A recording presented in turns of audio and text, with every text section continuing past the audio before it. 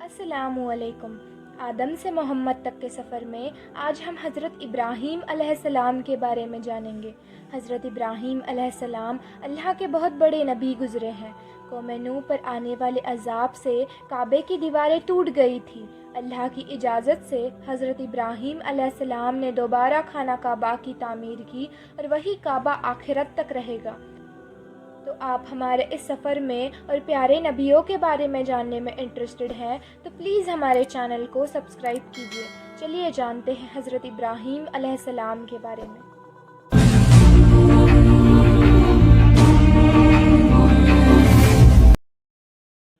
जब बूत परस्ती का ज़ोर हो गया, लोग बुतों को बनाते और उनकी पूजा करते थे। हज़रत इब्राहीम अलैहिस्सलाम के वालिद भी बूत बनाते और बुतों को खुदा समझते थे। हज़रत इब्राहीम अलैहिस्सलाम अभी बच्चे ही थे। वो देखते कि मेरे वालिद और दूसरे लोग खुद ही मिट्टी और लकड़ी से बुतों को बनाते हैं, फिर उनको खुदा समझने लगते हैं। वो हैरान हुए, किस कदर ये बेवकूफ़ हैं, ये सब लोग इन बेजान मूर्तियों को खुदा समझ रहे हैं। हज़रत इब्राहीम अलैहिस्सलाम उन लोगों से कहते कि तुम क्यों इन बुतों को पूजते हो, ये तुम्हें कुछ नहीं दे सकते। मगर वो लोग जवाब में कहते कि जो हमारे बाप दादा करते हैं हम भी वही कर रहे हैं। एक रोज़ उन लोगों का शहर से बाहर कोई बड़ा मेला था। ये सब लोग उस मेले में शरीक होने शहर चले गए। हज़रत इब्राहीम अलैहिस्सलाम उस मेले में नहीं गए। उनके पीछे इब्राहीम अलैहिस्सलाम मुल्क के बड़े बूत खाने में गए और वहाँ रखे हुए सारे बुतों को तोड़ दिया सिवाय एक सबसे बड़े बूत के, और कुल्हाड़ी जिससे सब बुतों को तोड़ा था वो उस बड़े बूत के कंधे पर रख दी, जिससे ये मालूम होता था कि यह सब उसी ने किया है। सब लोग जब वापस आए और उन्होंने बुतों की यह हालत देखी कि किसी का सर नहीं है तो किसी का पैर नहीं है, सब लोग बहुत गुस्सा हुए। गुस्से में एक दूसरे से कहने लगे, ये हरकत किसने की। सब लोगों ने हज़रत इब्राहीम अलैहिस्सलाम को बुलाकर पूछा, क्या ये तुमने तोड़े हैं? हज़रत इब्राहीम अलैहिस्सलाम ने जवाब में कहा, मुझसे क्यों पूछते हो? मुझसे पूछने के बजाय अपने खुदा से क्यों नहीं पूछते जिनकी तुम इबादत करते हो कि उनको किसने तोड़ा है, वे खुद बता देंगे। उन लोगों ने जवाब दिया कि आपको मालूम है कि ये बोल नहीं सकते। हज़रत इब्राहीम अलैहिस्सलाम ने जवाब में कहा, फिर तुम ऐसे खुदा की पूजा ही क्यों करते हो? हज़रत इब्राहीम अलैहिस्सलाम ने फिर कहा कि देखो, कुल्हाड़ी तो बड़े बूत के कंधे पर रखी हुई है, ये काम इसी का मालूम होता है, इससे पूछो। ये लोग बहुत नाराज़ हुए और इब्राहीम अलैहिस्सलाम के वालिद आज़र से शिकायत की कि देखो तुम्हारा बेटा कैसी हरकतें कर रहा है, इसको समझा लो वरना अच्छा नहीं होगा। हज़रत इब्राहीम अलैहिस्सलाम ने अपने वालिद को भी समझाया और बूत परस्ती से मना किया और फरमाया कि ए बाबा, मैं डरता हूँ कि तुम पर खुदा का कोई अजाब ना नाजिल हो जाए। उनके वालिद बहुत गुस्सा हुए। उन्होंने कहा, आइंदा तुमने ऐसी हरकत की तो मैं तुम्हें संगसार कर दूंगा। और उन्होंने इब्राहीम अलैहिस्सलाम से कहा, तू मेरे पास से हमेशा के लिए चला जा।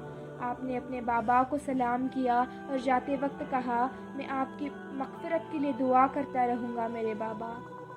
वहाँ एक बादशाह था जिसका नाम नमरूद था, जो बहुत जालिम और बूत परस्त था। उसको इन सब बातों का पता चला कि आज़र का बेटा इब्राहीम लोगों को बुतों की पूजा से मना करता है और अल्लाह की दावत देता है, तो उसने उनको अपने दरबार में बुलाया और हज़रत इब्राहीम अलैहिस्सलाम से झगड़ने लगा। हज़रत इब्राहीम अलैहिस्सलाम ने फरमाया, मेरा खुदा तो वही है जो मारता भी है और ज़िंदा भी करता है। नमरूद ने जवाब में कहा, मैं भी मार सकता हूँ और जिला सकता हूँ। उसने अपने एक कैदी को, जिसको सजाए मौत का हुक्म हो चुका था, उसको आज़ाद कर दिया, ना को पकड़कर उसका कत्ल कर दिया और जवाब में कहा, अब बताओ मेरे और तुम्हारे अल्लाह में क्या फ़र्क है? हज़रत इब्राहीम अलैहिस्सलाम ने कहा, मेरा रब हर रोज़ सूरज को मशरिक़ से निकालता है, तुम उसे मगरिब से निकाल दो। इस पर नमरूद लाजवाब हो गया। हुक्म दिया कि इब्राहीम अलैहिस्सलाम को ज़िंदा जला दिया जाए। फिर उसके गुलामों ने बहुत सी लकड़ियाँ इकट्ठा की और इनमें आग लगाई गई। जब आग बहुत भड़क उठी और उसके शोले आसमान की खबर लाने लगे तो हज़रत इब्राहीम अलैहिस्सलाम को इसमें डाल दिया गया, मगर अल्लाह के हुक्म से वो आग ठंडी हो गई और आपको इससे कोई तकलीफ़ नहीं पहुंची। اور نمرود جو خوف میں پڑ گیا تھا وہ منظر دیکھ کر کچھ نہ بول سکا، اور حضرت ابراہیم علیہ السلام آگ سے بچ کر وہاں سے صحیح سلامت چلے گئے۔ سبحان اللہ۔ ایک دن حضرت ابراہیم علیہ السلام کو اللہ نے حکم دیا اپنی بیوی ہاجرہ اور اپنے بیٹے اسماعیل جو ابھی ابھی پیدا ہوئے تھے ان کو ایک ایسی جگہ چھوڑ آنے کا حکم دیا جہاں دور دور تک کوئی آبادی نہیں تھی اور نہ پانی تھا اور نہ کوئی درخت تھا۔ حضرت ابراہیم علیہ السلام نے اللہ کے حکم کو مان کر وہی کیا۔ حضرت ہاجرہ نے حضرت اسماعیل علیہ السلام کو ایک پتھر کے سائے میں لٹایا اور خود پانی کی تلاش میں ادھر ادھر دوڑنے لگی، پر انہیں کہیں پانی نہ ملا۔ اللہ تعالیٰ بہت عظیم ہے، اپنے بندوں کو تکلیف میں نہیں چھوڑ سکتے۔ اللہ تعالیٰ کی قدرت سے جہاں حضرت اسماعیل علیہ السلام ایڑیاں رگڑ رہے تھے وہاں پانی کا چشمہ پھوٹ نکلا جو آج تک زمزم کے نام سے مشہور ہے۔ سبحان اللہ۔ اور حضرت ہاجرہ جہاں دوڑی تھی اسے صفا اور مروہ کہتے ہیں، جہاں جا کر حاجی اسی طرح دوڑتے ہیں۔ دھیرے دھیرے وقت گزرتا گیا۔ حضرت اسماعیل علیہ السلام ابھی کچھ بڑے ہوئے ہی تھے تو حضرت ابراہیم علیہ السلام کو اللہ کی طرف سے یہ حکم ہوا کہ اپنے بیٹے اسماعیل علیہ السلام کو میری راہ میں قربان کر دو۔ آپ نے یہ بات حضرت اسماعیل علیہ السلام کو بتائی تو وہ کہنے لگے، ابا جان، اللہ تعالیٰ آپ کو جو حکم دے رہے ہیں آپ اس کو ضرور پورا کیجیے، آپ انشاءاللہ مجھے ثابت قدم پائیں گے۔ ان کی بات سن کر حضرت ابراہیم علیہ السلام اپنے بیٹے اسماعیل علیہ السلام کو ذبح کرنے کے لیے لے کر چلے گئے اور جنگل میں لے جا کر ان کو الٹا لٹایا اور اپنی آنکھوں پر پٹی باندھ لی کہ کہیں بیٹے کی محبت میں اللہ کے حکم کو میں پورا نہ کر پاؤں۔ اسی وقت آواز آئی کہ اے ابراہیم، تو نے ہمارے حکم کو سچا کر دکھایا۔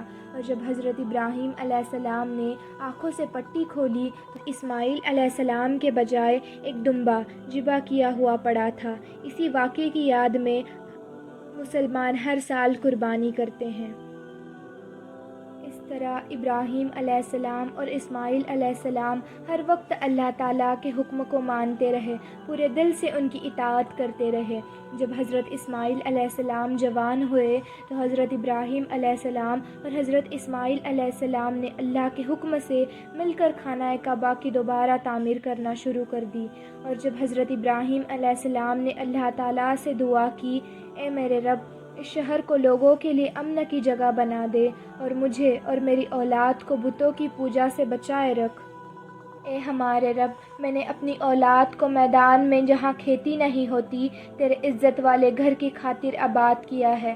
اے میرے رب، یہ نماز پڑھے تو لوگوں کے دلوں کو ایسا کر دے کہ یہ تیری طرف ہمیشہ جھکے رہے اور ان کو میوے دے تاکہ یہ لوگ تیرا شکر ادا کریں۔ پروردگار، جو بات ہم چھپاتے ہیں اور ظاہر کرتے ہیں تو ان سب کو جانتا ہے، اور خدا سے زمین اور آسمان کی کوئی چیز چھپی ہوئی نہیں ہے۔ اور میرے رب، تو مجھ کو توفیق دے کہ میں تیری نماز پڑھتا رہوں اور میری اولاد بھی نماز پڑھتی رہے۔ اے میرے رب، میری دعا قبول فرما۔ اے میرے رب، حساب کتاب یعنی قیامت کے دن مجھ کو اور میرے ماں باپ کو اور تمام مومنوں کو بخش دے۔ یہ وہی خانہ کعبہ ہے جہاں ساری دنیا سے لاکھوں مسلمان ہر سال حج کرنے آتے ہیں اور جس کی طرف منہ کر کے ہم سب مسلمان 5 وقت کی نماز ادا کرتے ہیں۔ حضرت ابراہیم علیہ السلام اور حضرت اسماعیل علیہ السلام کی زندگی سے ہم کو بہت سبق ملتے ہیں۔ حضرت ابراہیم علیہ السلام نے ہم کو سکھایا اللہ کی رضا کے لیے ماں باپ کو چھوڑا جا سکتا ہے، اپنے ملک اور اپنے برادری کو چھوڑا جا سکتا ہے، اللہ کے رضا کے لیے اپنے بیوی اور اپنے بچے سے پیٹ موڑی جا سکتی ہے۔ اللہ تعالیٰ اگر کسی مسلمان کا امتحان لیتے ہیں اس میں وہ کامیاب ہو جاتا ہے تو اللہ تعالیٰ اس کو پھر زیادہ نعمتوں سے نوازتے ہیں۔ تو یہ تھا حضرت ابراہیم علیہ السلام کا خوبصورت واقعہ۔ آپ کو میری ویڈیو اچھی لگی ہو تو ایک لائک، ایک کمنٹ اور ہمارے چینل کو سبسکرائب ضرور کر دینا۔ تو پھر ملتے ہیں آدم سے محمد تک کے سفر میں۔ السلام علیکم یا رحمۃ اللہ وبرکاتہ۔